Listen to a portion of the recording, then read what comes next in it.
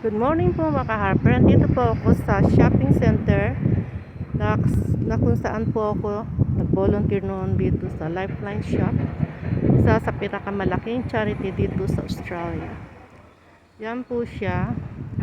Nag-volunteer po ako dito nung nag-resign na po ako sa work since 2013 to 2017.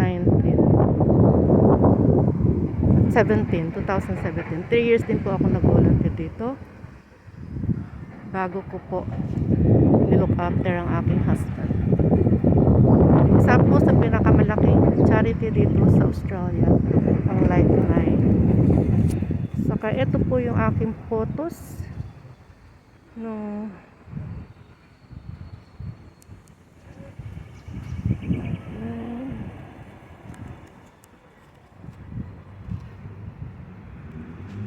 ito po yung aking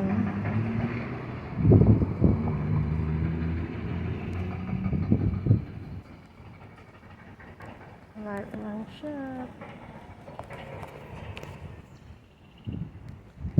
Ito po yung aking photos na nag-volunteer po ako dito. I was 59 years old here. Kasama ko ang aking manager. Naging face of Lifeline po tayo noon. Mga pamphlet para ibigay sa mga customer. I'm hoping one day I will do charity again na makabalik ako dito sa Lifeline. Yan po ang aking goals